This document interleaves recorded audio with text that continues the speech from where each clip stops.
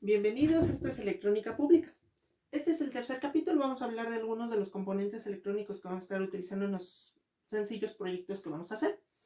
Tenemos los proyectos, para esto vamos a entonces empezar con los componentes generales. Seguramente ya conocemos los fusibles, este es un fusible automotriz, ampliamente usado en los carros. Este es un fusible de 10 amperios. Un fusible tiene la función de regular la cantidad de corriente que pasa a través de un circuito. Quiere decir que si nosotros hacemos un cortocircuito o excedemos la cantidad de corriente que puede circular a través de los cables, ya que si excedemos ese límite se nos queman los cables, se funde el aislante y hace un corto. Estos fusibles lo que hacen es únicamente fundirse y prácticamente ya no hay paso de corriente. Permiten proteger los circuitos electrónicos y eléctricos de la casa. También hay otro tipo de fusibles, ahorita los vamos a ver más detallados. El diagrama que tenemos para los fusibles son un rectángulo y una línea recta. Estos son los diagramas que vamos a estar usando en un futuro en los proyectos. Estos son los fusibles automotrices. Como podemos ver, este es de 10 amperios, 15 amperios, 20 amperios y 30 amperios. Es la capacidad máxima que pueden tolerar. Vemos que entre más capacidad tengan, el conductor interior es más grueso. Estos son los fusibles automotrices. También tenemos los fusibles tipo americano. Este es un fusible de 10 amperios y vemos que es un poquito largo. Relación. Este es un fusible tipo europeo, que es un poquito más pequeño en comparación al tipo americano. Y por último tenemos aquellos fusibles que son usados en las series navideñas. Cada uno tiene una capacidad diferente, pero es muy importante no sobrepasar la capacidad del cable que estamos usando para no meterlos en cortocircuito y que podamos dañar la instalación antes de que el fusible se llegue a fundir. Luego tenemos los interruptores, que son pequeños dispositivos que nos permiten abrir o cerrar circuitos, en este caso encender o apagar un circuito. Este es un interruptor de balancín de 2 polos. Este es su diagrama. Tengo 2 polos y tengo un indicador conocido como lámpara piloto. Quiere decir que si nosotros lo encendemos, se va a encender un pequeño foquito en el interior. Puedo yo controlar entonces 2 circuitos con este interruptor. Generalmente es muy usado este tipo de interruptores en apagadores, aunque hay otros que son los más conocidos, que son este diagrama. Y son apagadores normales que tenemos en los focos, lámparas, reflectores, etc. También tenemos otro tipo de interruptores que son los momentáneos, que son aquellos que permiten el flujo únicamente cuando nosotros los presionamos. En el caso de los botones de ascensor, los botones que tienen los mouse, cuando nosotros hacemos clic, ese es un interruptor momentáneo. En interruptores tenemos estos que son de balancín. Este es de 2 polos. Este también es momentáneo. Este es tipo push. Escuchamos. Y aquí podemos ver inclusive lo que mencionábamos hace rato. Normalmente el común, normalmente cerrado, normalmente abierto. Normally open. Y por último los tipo push, que son estos. Hay un tipo de interruptor especial que son los relevadores. Estos relevadores permiten el paso de corriente un poco más elevada en cuanto al circuito que la controla. Digamos, nosotros podemos controlar con un pequeño microchip este relevador para que encienda o apague esta lámpara que requiere 117 voltios. Podemos alcanzar cargas muy grandes con estos.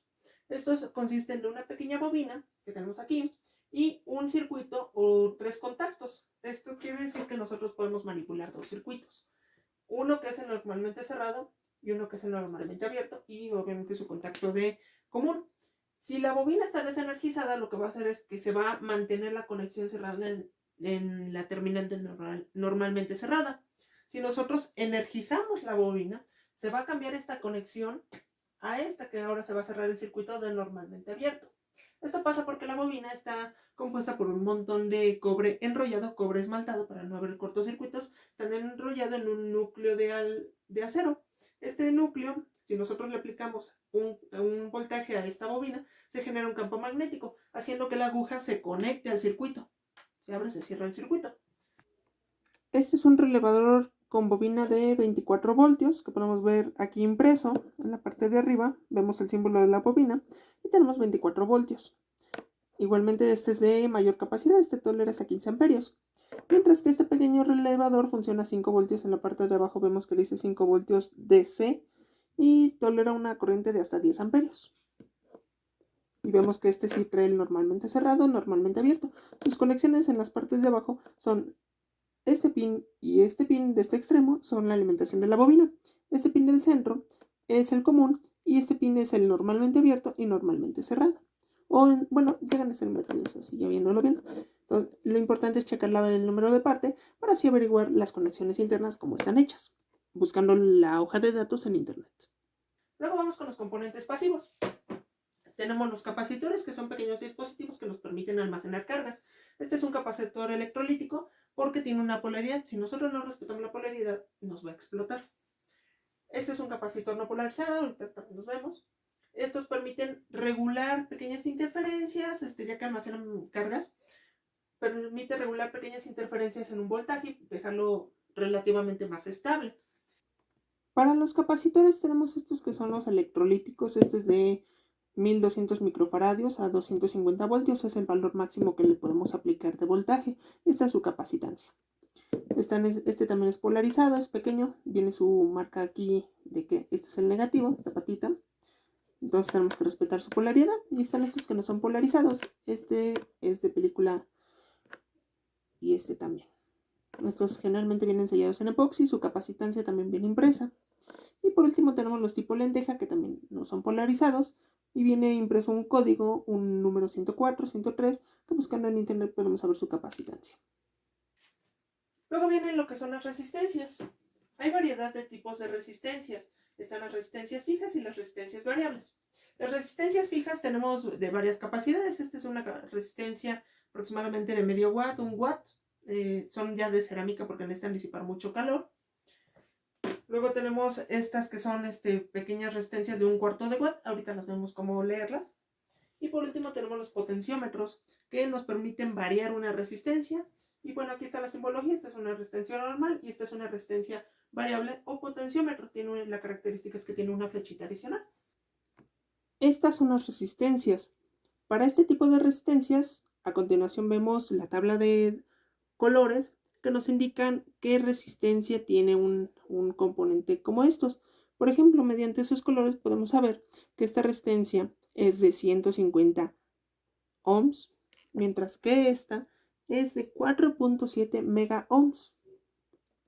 Luego tenemos esta resistencia variable que es de 50 kilo ohms. Esta siempre viene con el número impreso, pero sí es necesario usar la tabla de colores para saber qué resistencia tienen. Están las otras cerámicas que también traen el valor impreso generalmente. También tenemos lo que son los inductores. Es muy importante ahí hacer una diferencia entre un inductor y un transformador. Este es un inductor debido a que solo tengo una sola bobina. Una bobina, recordemos, es un montón de cobre esmaltado, enrollado ya sea en un núcleo de acero o en este caso un núcleo de ferrita, que es un material ferromagnético y tiene más propiedades electromagnéticas. Estos inductores lo que hacen es también regular pequeñas imperfecciones en las situaciones de voltaje. Se utilizan ampliamente en las fuentes conmutadas. Este es un inductor, dado que vemos que aquí tiene el montón de vueltas de cobre enrolladas y solo tiene una sola bobina. Podemos ver que solo hay dos conexiones, la entrada y la salida. No importa la conexión si la ponemos en un sentido o en otro, solo en cuanto a que haya un flujo de corriente en corriente continua. Entonces sí vamos a tener que respetar, ya que estas tienen un orden para bobinarse y obviamente los efectos del campo magnético llegan a cambiar. Luego vienen siendo lo que son los transformadores, y aquí van a ver un paréntesis, ya que este es un transformador. Hay diversos tipos de transformadores. Ahorita vemos los tipos. Este es un transformador de relación 1 a 1. Quiere decir que si nosotros le aplicamos 100 voltios aquí, voy a tener también aquí 100 voltios. Quiere decir que no hay ningún cambio. Aquí tengo un transformador amplificador. Si yo aquí le aplico 100 voltios, yo aquí puedo tener tal vez el triple o el cuádruple de voltaje. Este es un transformador de reducción, los usados en las fuentes de alimentación antiguas, que eran las de transformador. Si yo le aplico aquí 120 voltios en el primario, voy a tener 12 voltios en el secundario. Y esto no implica que solo le voy a dar 2 o 3 vueltas al núcleo. Generalmente son cientos de vueltas hasta miles de vueltas, con el fin de lograr el propósito de reducir o ampliar el voltaje de salida o entrada. Es también muy importante mencionar que los transformadores únicamente funcionan en corriente alterna. Si nosotros le aplicamos corriente directa a este transformador, no voy a obtener un diferencial de potencial más elevado en el otro, ya que únicamente estamos formando un campo magnético. Necesitamos un campo magnético que esté alternando, que es la corriente alterna, para poder reducir ese voltaje. Este es un transformador. Este es un transformador reductor. Nuestro primario se conecta a la corriente alterna, 120 voltios.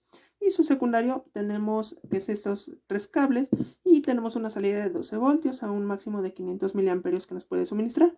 Nosotros podremos armar una fuente de alimentación con este transformador en un conjunto con diodos rectificadores para convertir la corriente alterna directa y un pequeño capacitor que nos permite regular esas pequeñas variaciones de voltaje. Luego vamos con los semiconductores, que prácticamente es un campo muy amplio y nos vamos a ir únicamente por lo que son los diodos rectificadores, transistores y pequeños circuitos integrados. Este es un circuito integrado, un microchip. La forma de entender qué componentes y cómo funcionan es muy útil. Generalmente viene impresa una matrícula muy pequeña, pero que nos permite identificar el número de pieza. Esta matrícula nosotros la podemos teclear en Google y prácticamente encontrar la hoja de datos que nos va a informar sobre qué voltajes maneja, cómo conectarlo, qué conexiones cada patita y cómo funciona, qué propósito general tiene.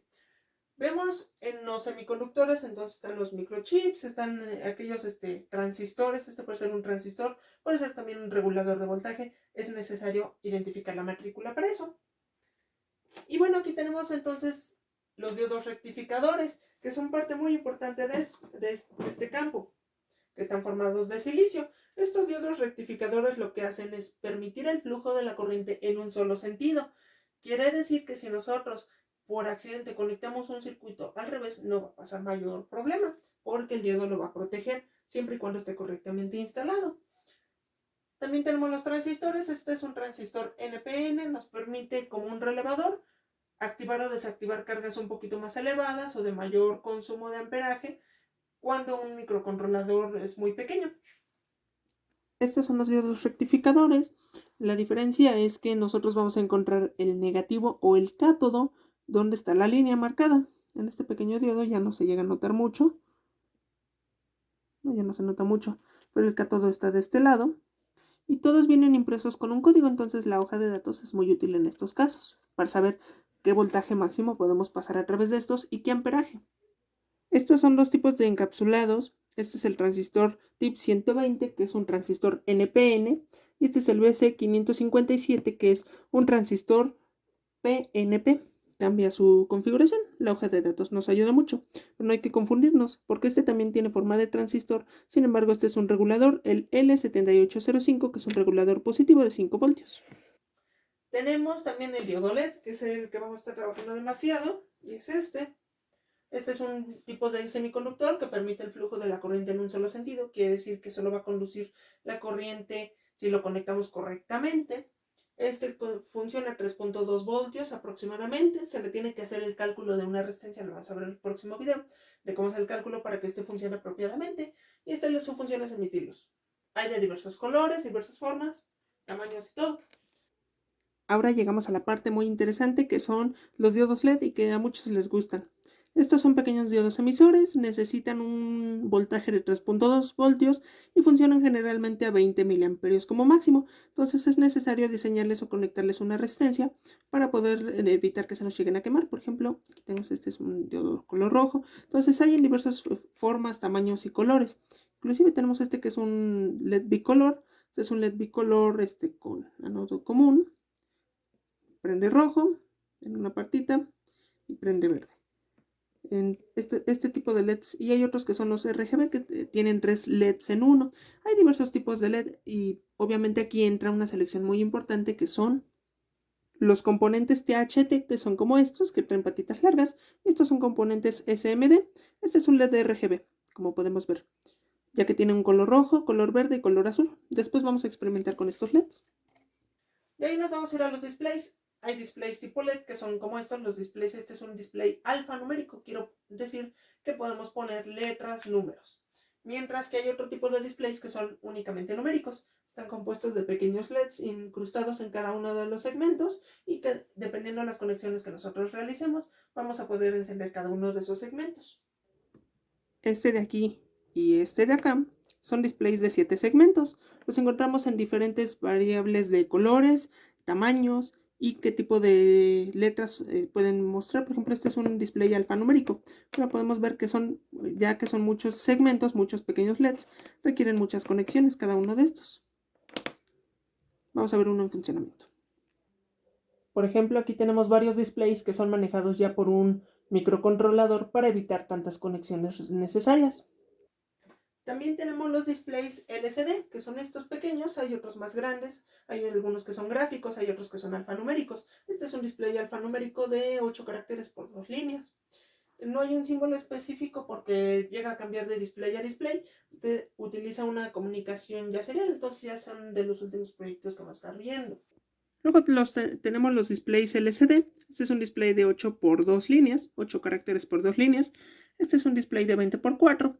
Hay otros que son gráficos, también los vamos a ver en algunos proyectos. Y podemos ver que también se presentan en colores o diferentes formas. Aquí están los displays.